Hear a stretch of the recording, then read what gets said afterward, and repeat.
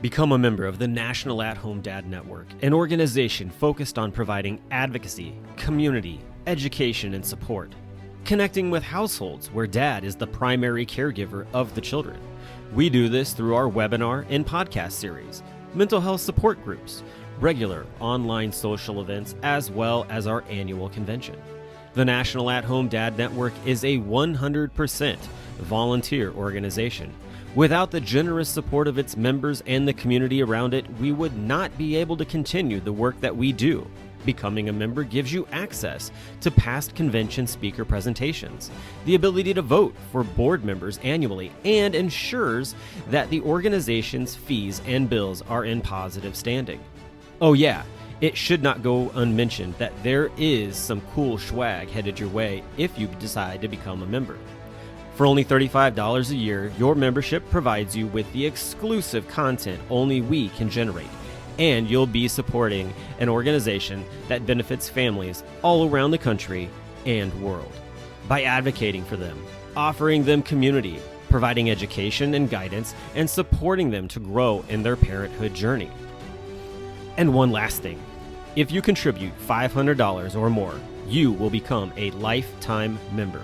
Not only will you receive everything already mentioned, but also a certificate recognizing your status and an exclusive National At-Home Dad Network challenge coin with our trademark logo, Dads Don't Babysit. So, what are you waiting for? Become a member today. Welcome to Home Dad Chat, brought to you by the National At-Home Dad Network. My name is Brock. My name is Danny. And we are here to talk about life as stay-at-home dads. So sit back, relax, and enjoy the show. No, I don't want much. I even love handmade crafts made of macaroni. Come on now, you should know me.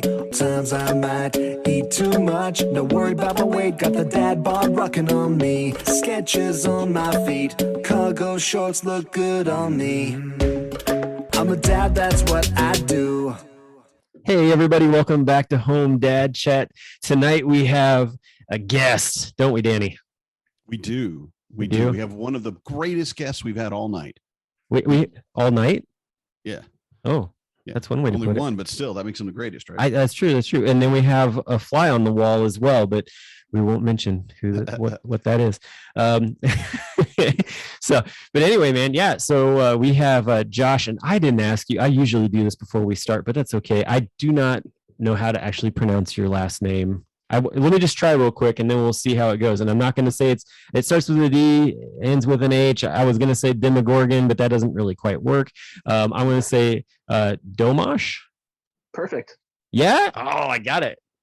Joshua Domosh is with us tonight. And for anybody who's hung out in the Dad Lounge, you've gotten to meet him. If you haven't gotten to meet him, we are going to be talking about what it was like to become a stay-at-home dad during this crazy pandemic. And I'm sure there's other stay-at-home dads that listen to us that are in a similar situation. So I'm excited to hear what he has to say. But before we get into those fun things, one of the things I wanted to talk to Joshua about was the fact that he's got a special bottle that he just popped open for this episode. What'd you get a hold of there, sir? So there's I don't know exactly how new they are, but there's a relatively new, well, they're not new. The distillery itself's been open through various owners since before Prohibition. The newest owners are, they took over a few years ago. It's Thornton Distillery out in Illinois, and their product is called Dead Drop. This is their rye. I managed to find the last bottle in town. Nice. Yeah, I was very happy with that. They supposedly are releasing a bourbon the next couple months. Nice. They have a bottled old fashioned, gin, vodka, silver rum, dark rum. I love seeing all these little like craft distilleries popping up because it's nice to have the big ones, but it's really neat to see some of the small ones put some cool product out. Yeah, so I've had the old fashioned, I've had the gin. This is my first time with the rye. I have not been disappointed by any of the three. And No, I have not talked to them, so I'm not I'm not getting kickbacks from this. No, you're fine. I'm just a fan. Well, but I will say this though, it's kind of there's, I guess, an interesting piece to this distillery because it's kosher, right? Yeah, so the whole distillery is under kosher certification. The OU, one of actually, I believe it's the world's largest and most wide-ranging kosher certification agency. Okay. So they supervise this distillery. I do believe they have a secondary certification as well. I've seen it on one or two of their bottles, but not on all of them. So I'm not sure if they were like recently added on. Okay. But they're printed on every label is the OU. So yeah, they are a kosher certified distillery. So, and I know I would be remiss if I didn't ask this, because if I don't ask it, Danny's going to jump in and probably ask it. But what makes what makes the bottle, what makes the product a kosher product? Because, you know, on the lovingly, I guess, questioned the dad lounge where we like to ask the rabbi questions, I know that this has been a question that's been asked to you, but what makes this product a kosher product? Right. So obviously the supervision is a big help. But there are many bourbons, scotches, other whiskeys, and other distilled spirits, beers, and that are kosher, or at least not kosher, without supervision. In terms of whiskeys, there really isn't so much of an issue as long as they're kind of following the basic guidelines. You know, they're distilling it straight from corn and wheat, or in this case, this is rye. You know, just throwing in some water and whatever other basic ingredients they're adding. Yeast. There's really no kosher issue with that. You do find like it with beers a lot, especially with the smaller breweries. They start adding a bunch of different flavors and other additives, and you know, your beer you would think is like 3, 4, 5 ingredients, and there's really like 40, and you'd never know it because they don't have to list anything. Yeah. Just good. But so beer is a lot more complicated, but your basic whiskey that just about anybody makes is not going to be so much of a problem. There's two main issues. So one is wine is very complicated in terms of kosher certification. And this entire book is basically on kosher wine production. So that's a really thick book that you just picked up. That's all just on kosher regulation. Yeah, this is like specifically alcoholic beverages, and most of this 400-page book is on wine. Oh wow. Yeah, it's a lot. So wine's a really complicated one. It's becoming more prevalent on the bourbon scene. Bourbons used to be just brand new charred barrels, and so that was never a problem. But a lot of scotches use wine barrels, and other distilled spirits are starting to use them more. So because wine's such a complicated issue, unless you know there's a certification on it, if it says aged in a sherry cask or double cask or anything like that, so that's typically going to be one kosher issue. The other is really doesn't actually have to do with the kosherness of the product itself. It actually has to do with who owns the product. So, we have a holiday called Passover, or Pesach in Hebrew. Just passed a few months ago. So if we want to talk about it, in another 8 months, we could do that. But definitely. So with Passover, you're not allowed to own any leavened products. But that would include any distilled spirit made from wheat, rye, oats, barley, or spelt. So that kind of creates a problem if you're going to own a bourbon or something like that, or a rye or any other whiskey, which is going to be made from these, those grains. And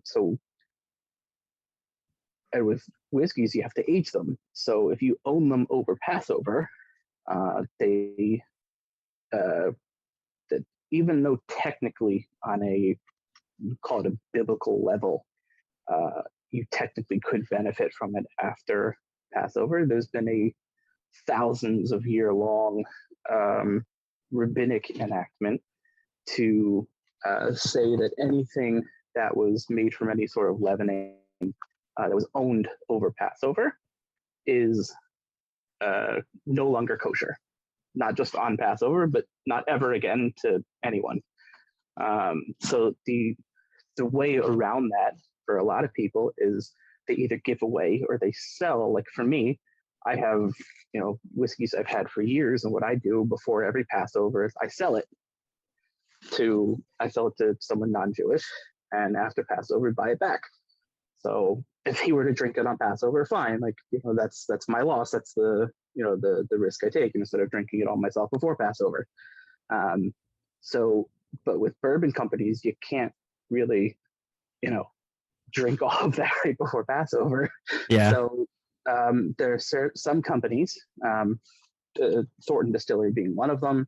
I know we had talked about this before, Brock. You're drinking M&H, which is from Israel. Right. Yeah.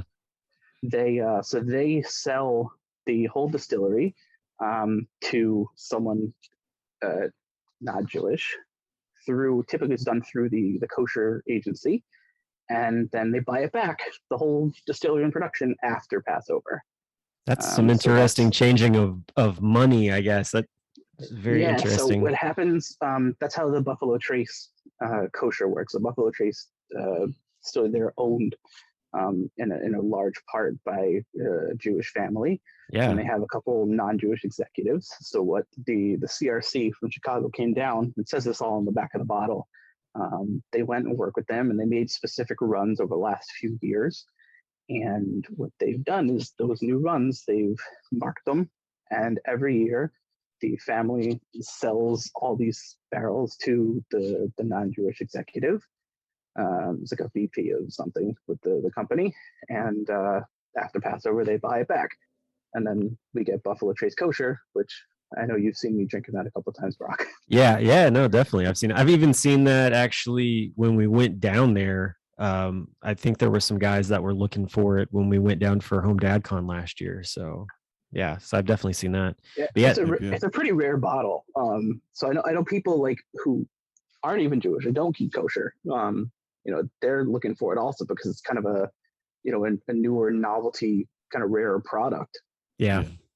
So to me, the most important thing that you haven't really gotten to yet is, how does it taste?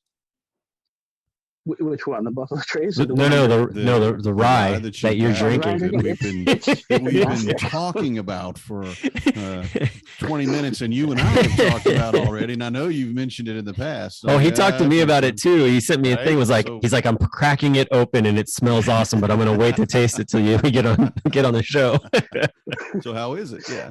So it's very good. It is really smooth.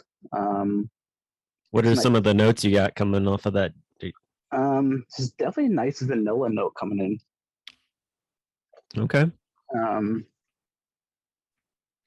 Are you drinking that neat, or you got an ice cube? What do you typically do? I put an ice cube in. Okay.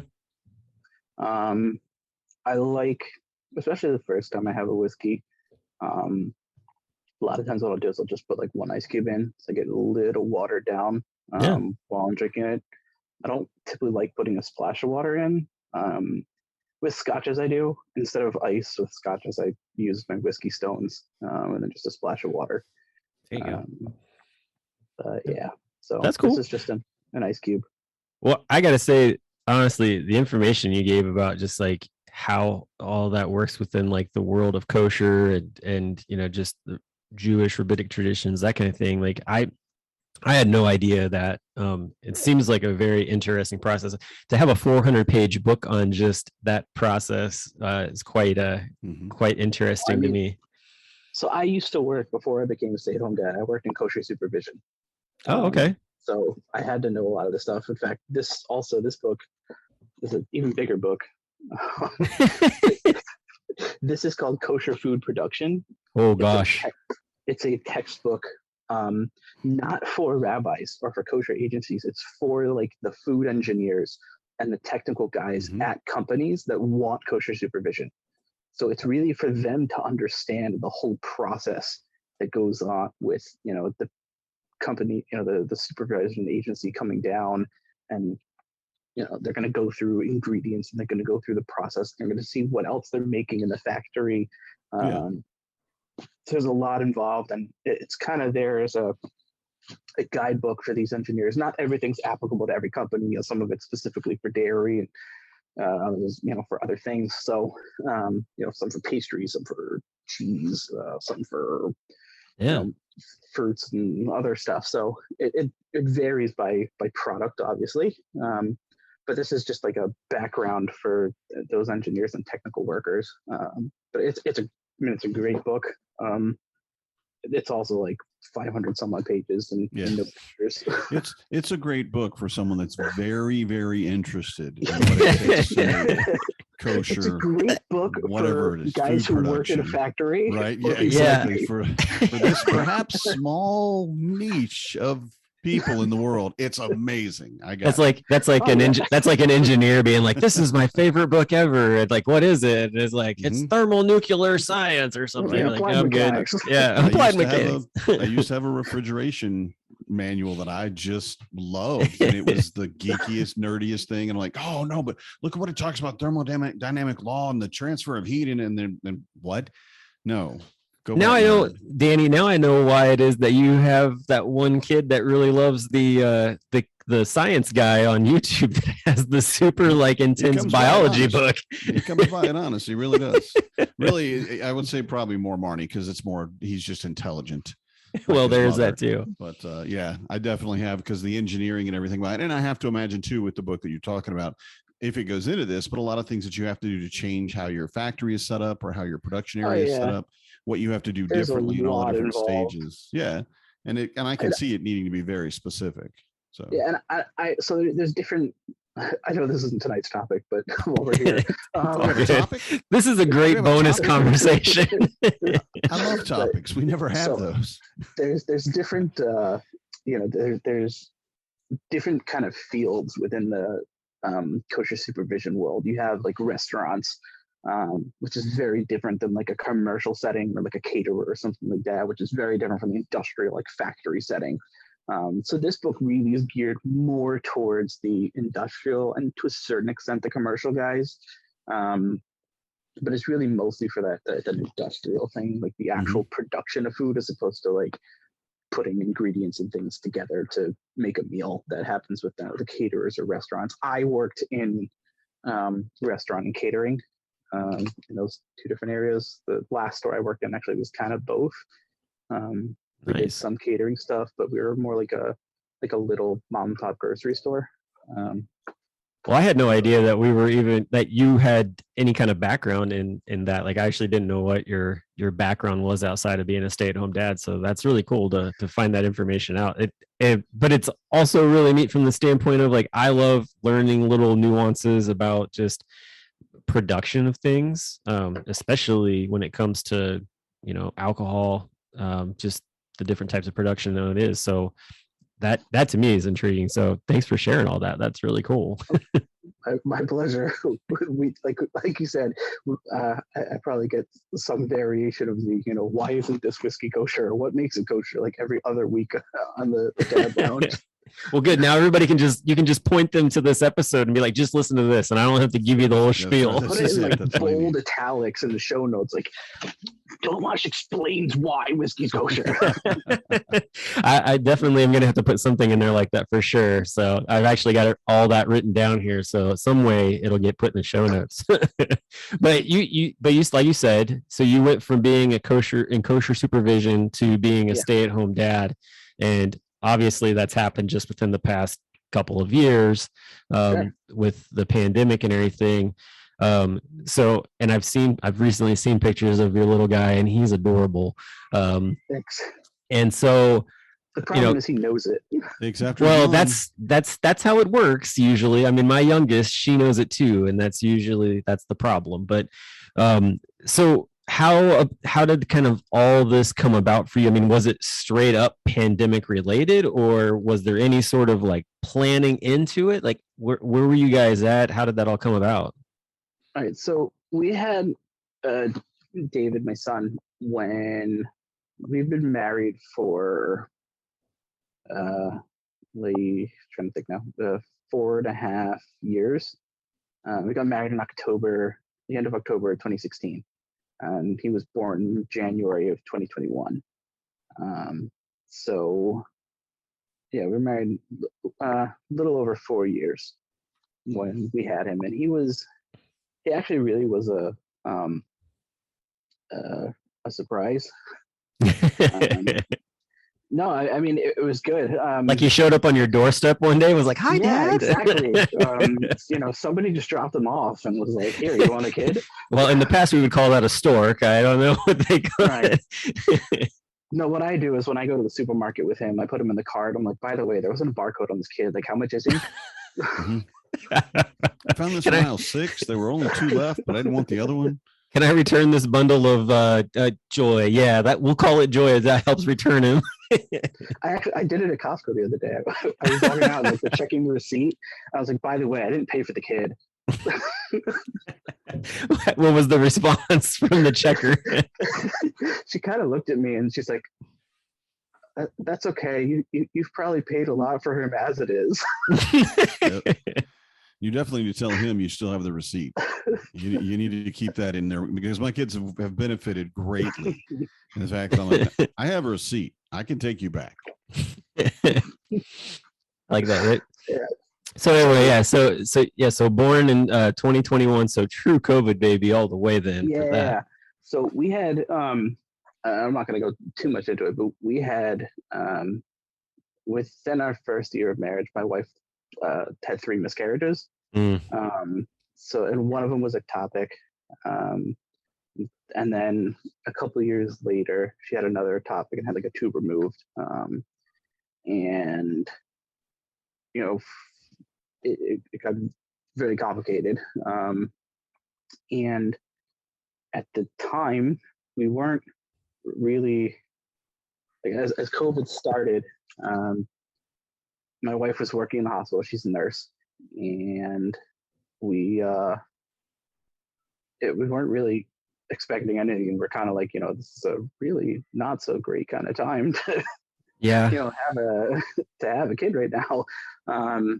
And we actually found out on my birthday in 2020. There you go. That she was pregnant, which is again very unexpected.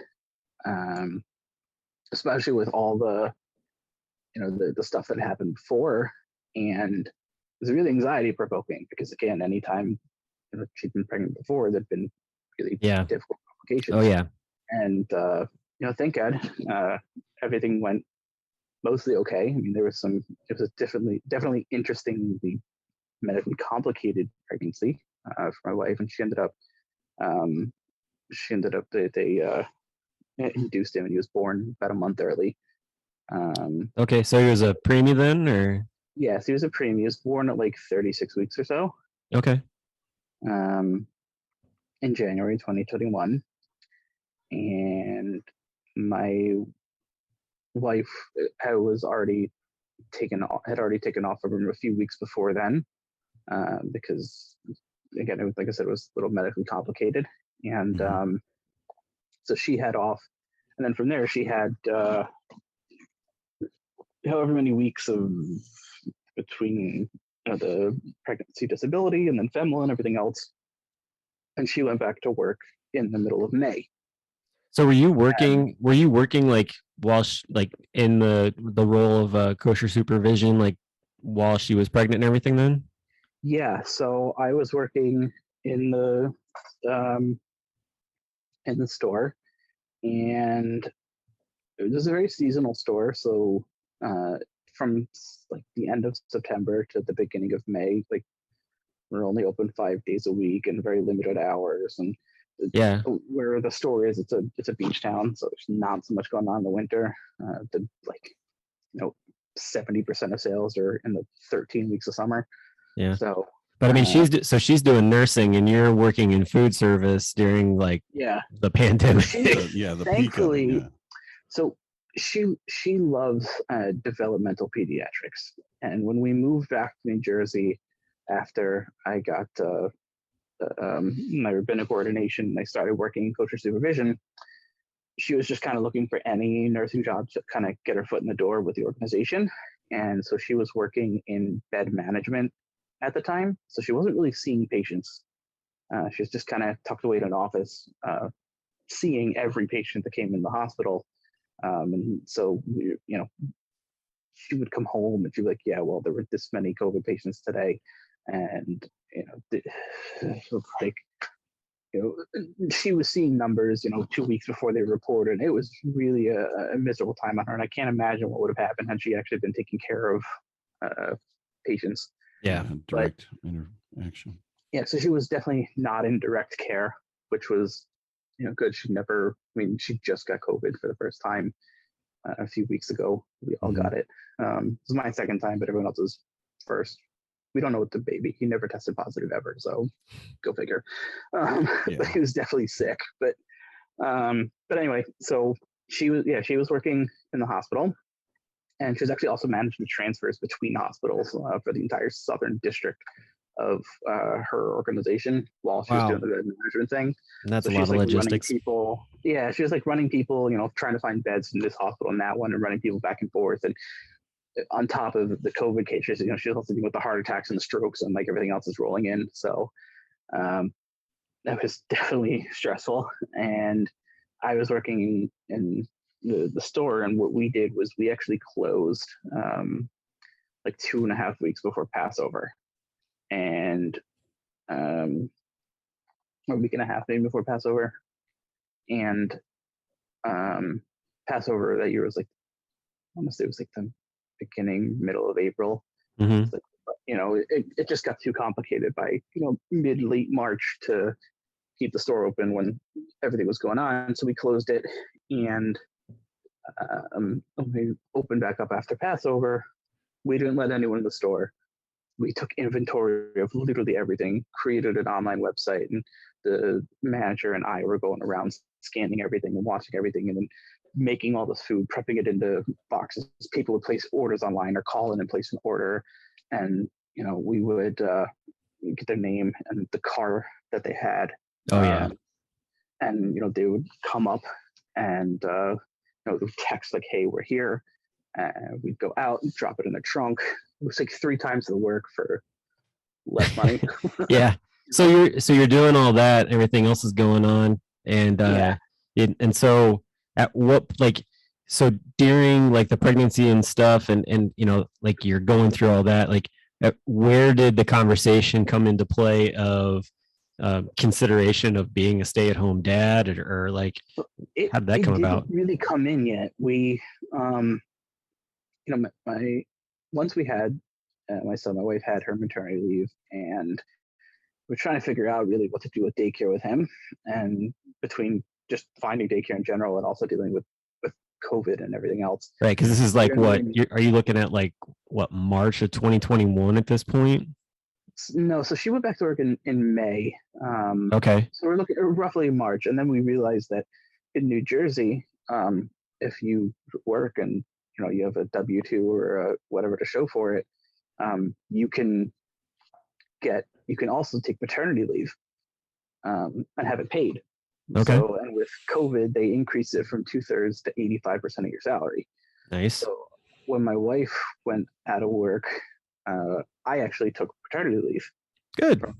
From the store. Yeah, it was great. Mm-hmm. That's awesome. So I got paid for 12 weeks to be at home and didn't have to find a daycare or anything. That is something that is so rare, though. Like we've talked about that on the show before. Specifically in New Jersey. Yeah. So that's a state law. Yeah, it's a state law. You are allowed, I think it's every 2 years, 12 weeks paid. You see everybody starting to move to New Jersey after this conversation. It's not specifically paternal. Mothers get it, everybody gets it, but it's instead, FEMLA, you're allowed to take 12 weeks, but it's not paid.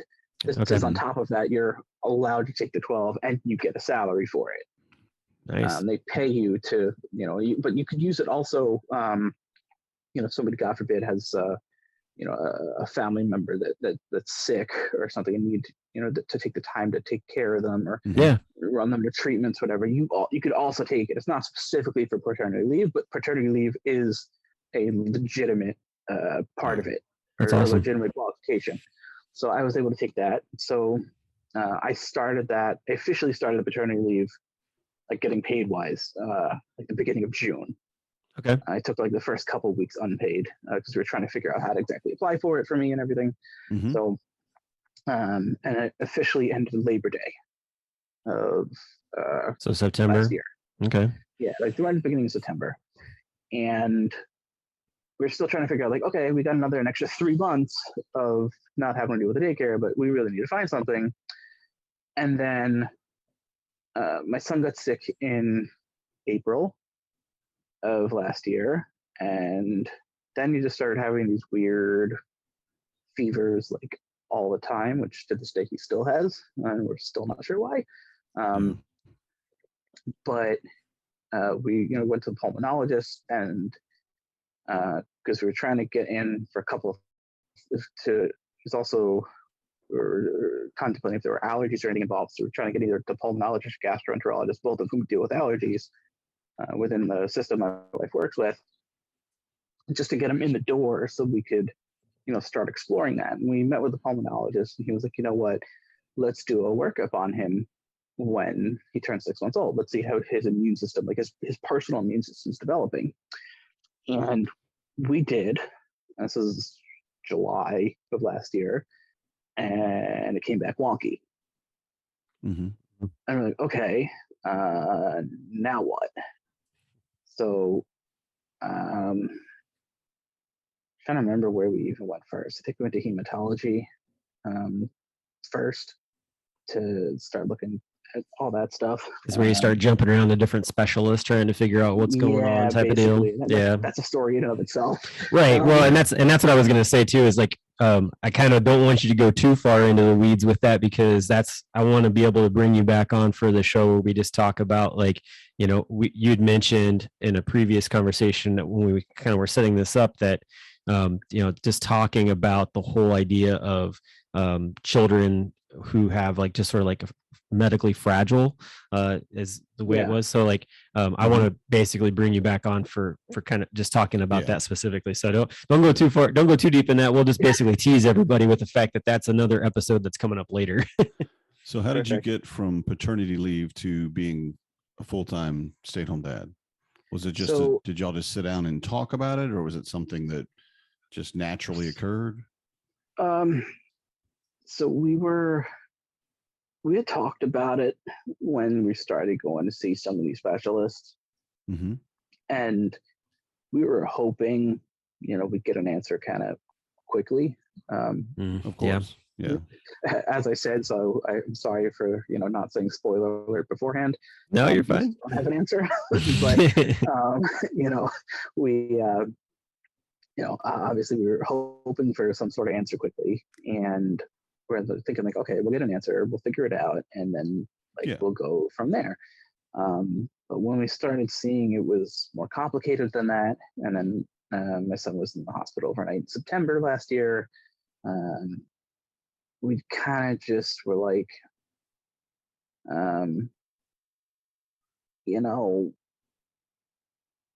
he's running back and forth to doctors like every week, sometimes 2-3 times a week, depending on the appointment who's got open. Even if it's in daycare, we're going to be paying somebody for daycare for a week, and he's going to be there for like 4 hours, and he's got a fever every day, so we're not going to. That's a lot of. I'm not going to be the irresponsible parent to, even though I know he's fine and it's literally just a fever, but I'm not going to be, the parent who sends their kid with a fever of 102 to daycare just to be like, yeah, you take care of him, I don't want to deal with it. And I don't want to be irresponsible like that. And we all appreciate it. And anybody else that does that. Yeah.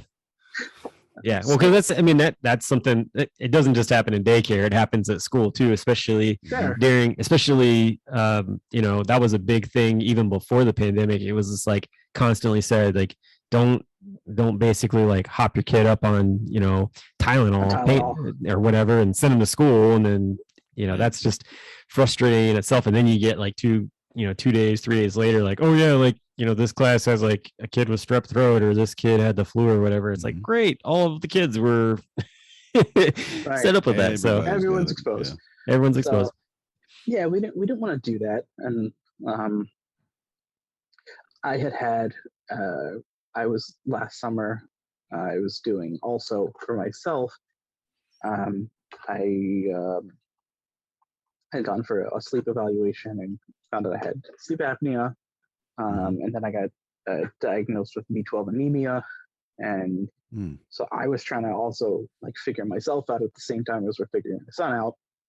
So my wife and I were kind of like, well, we need the insurance because we're seeing all these doctors, and they're all part of the hospital group. So we'd be paying an arm and a leg and sacrificing every subsequent child in order to to pay for this.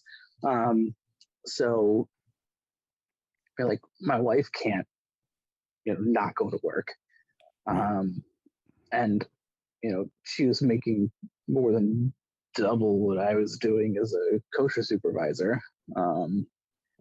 So because she was in like lower level management in the hospital. So we're like, okay, well, I'm working my stuff out now. I'm already not working, and we know we're going to be dealing with doctors' appointments and this and that for the foreseeable future. I might as well stay home. How'd you feel about that though? Like that whole idea of like, you're going to stay at home. Cause I mean, I've talked to, and I've heard from many dads who are just like, it's a hard decision just from the standpoint of like, so I'm going to walk away from all this now and I'm just going to be at home. Like, what was that like for you? So it was both easy and hard at the same time. It was easy, especially logically, because logistically there was no way to make it work without one of us staying home. Sure. And logically it was me, and there was no other way around it. So I was like, okay, cool. Like, brain takes it, no problem.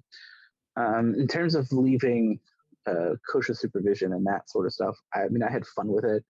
It was definitely a good experience in the different roles and the places I worked. But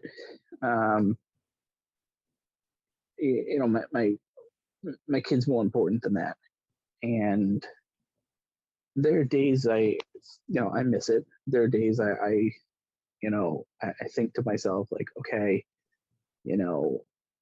I'm glad I'm staying home. I'm glad I'm the one taking care of my son. I'm glad that I could do it. I'm not leaving him to be raised by some random daycare, surrounded by who knows how many kids.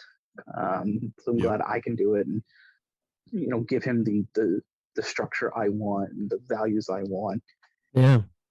And all that stuff. But at the same time, like some days I have this feeling like, okay, I'm glad I'm doing that, but like, I kind of,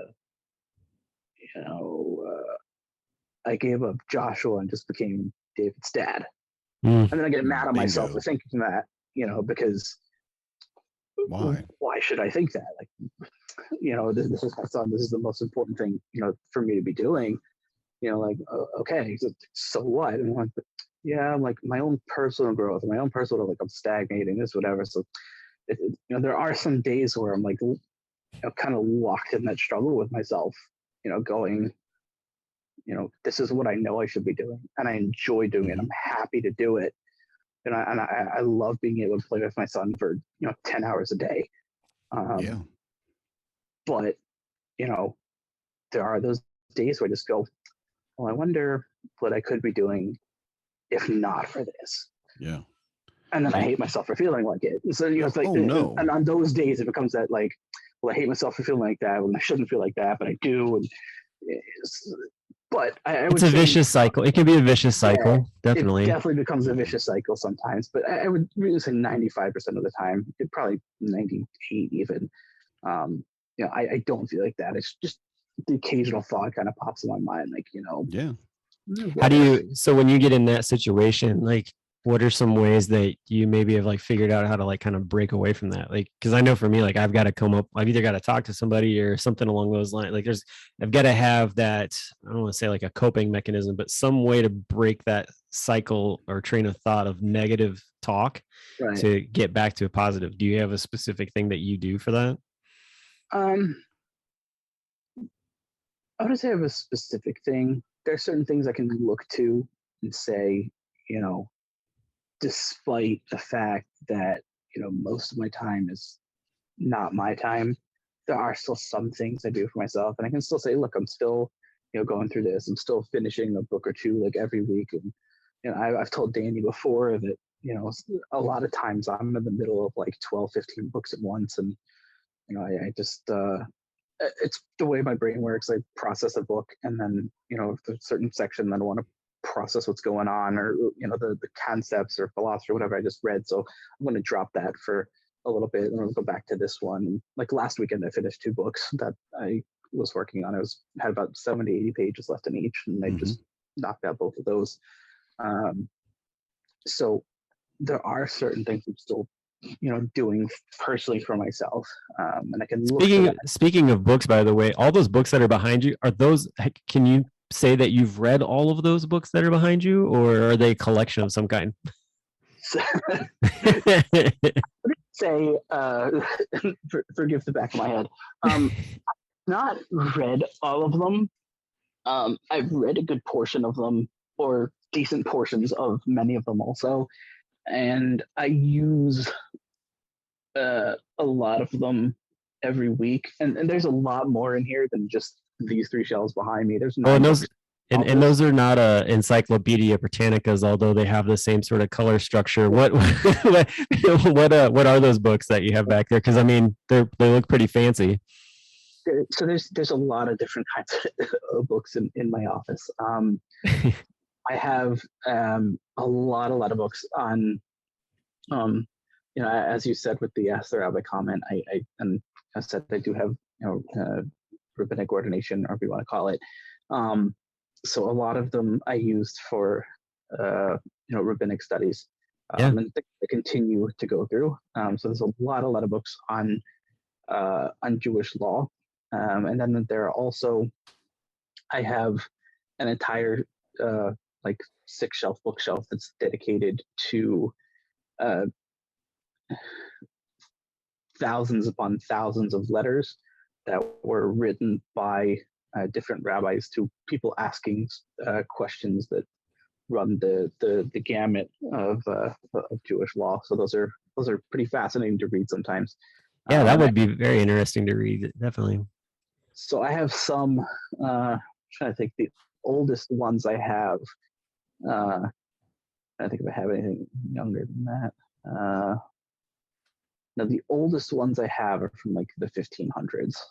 Obviously, wow. But I have books from, there were collections of letters that were compiled later. They were able to pull all these letters from different people, and they type them up and everything. But they're collections from letters that were written in the 1600s. That's cool. But so you have a lot of books. That's awesome. I love that. Like there's you've got so many back there. It's just a big old library. I also have a complete Calvin and Hobbes.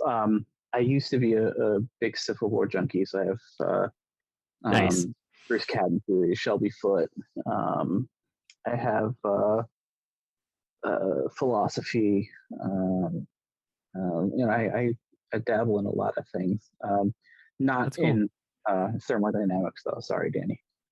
No, I can be the authority on one thing. Or actually, I could have been the authority on one thing 20 years ago.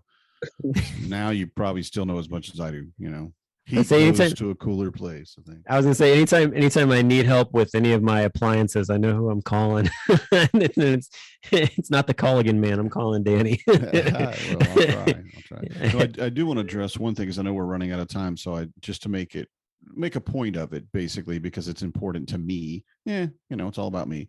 But I think it's important for you, Joshua, and for anybody listening. We still are who we were before we had kids and before we became at-home dads or at-home parents.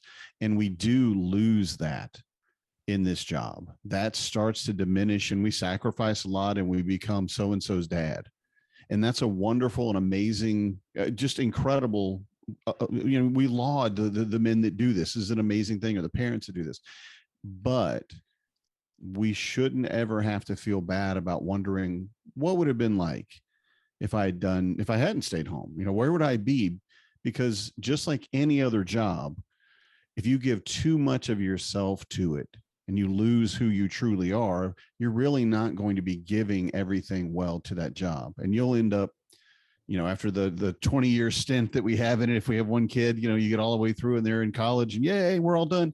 Well, who am I now? I'm 20 years older and I don't have any hobbies.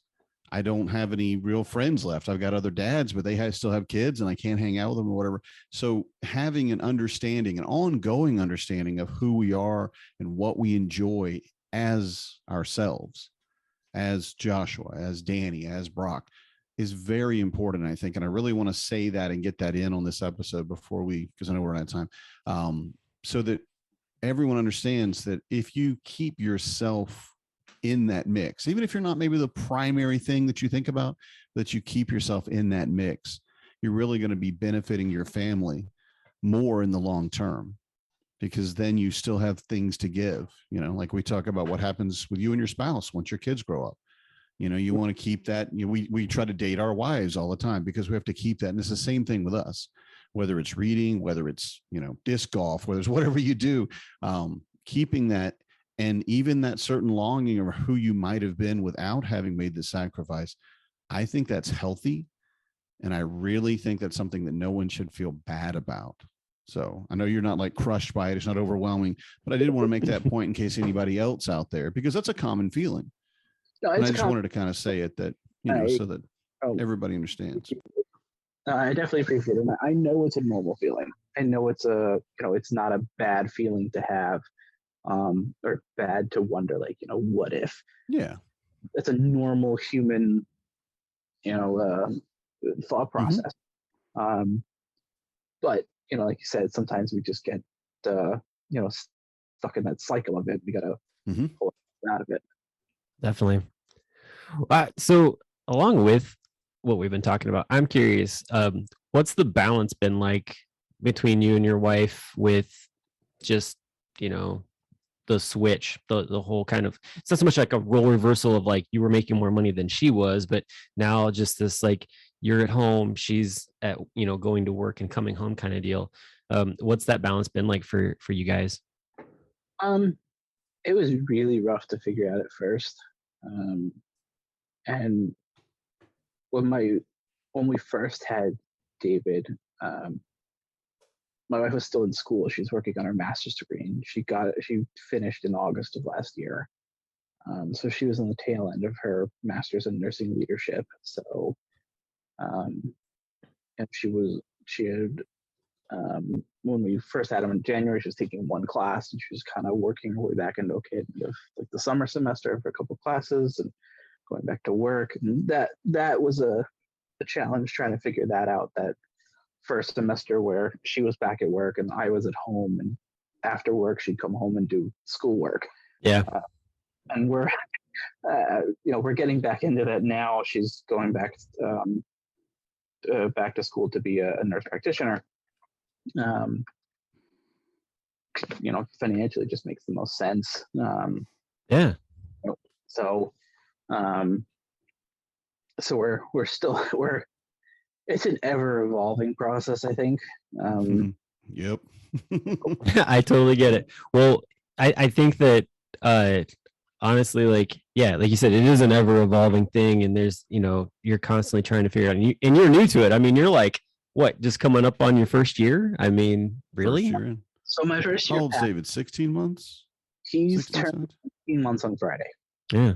18 months. I'm always behind with him. We've talked before, and I mention his age every time. I'm like 2 months behind. Sorry, man. But yeah, so you're brand new to it. And and I will say we gained a lot of new dads through the pandemic. We had just a surge in membership. We had a lot of things beyond the Facebook page that really kind of popped and started growing. And we're glad you're part of that, Joshua. Glad you're here. Glad to be here. Definitely. So, well, again on the podcast. What's that? I said both with the network and on the podcast. Yeah, no, yeah, definitely. It's been awesome getting to know you, and I think that like this conversation, like I said, is going to bleed into another conversation. Like I said, just talking about kids and sort of like medical experiences and things like that. And so I really appreciate you coming on tonight. With the fact that we're up against the wall, like Danny said. Along with that, Danny's one of his kiddos is needing a little assistance, so we're gonna. I need a mop. Oh no! Yeah. Yay! This is when I want to quit. These are the days that I'm like, nah, you can do this, honey. I don't need to do this tonight. Yay, kids! That's all right. But anyway, so we'll table the conversation about what's going on with your kiddo and medical and stuff here for another episode, hopefully sooner than later. And it's been awesome, and we'll talk again next time. But if not, for anybody who's listening, if you want to hang out with Joshua or myself or any of the other guys through the Dad Lounge, definitely check that out on Monday and Thursday nights at 8 p.m. There's a link that is usually put in the national closed group, and if you want to be involved in it and you're not and you're listening and you're not a part of one of those things, either get involved in one of those things or reach out to us through any of the social media channels so that we can get you in there. But I think we're going to call it a wrap. Thank you so much again, Joshua. Hope you enjoy the rest of your drink there that's left, and I will. All right. So good night, everybody. Good night. I'm a dad, that's what I do.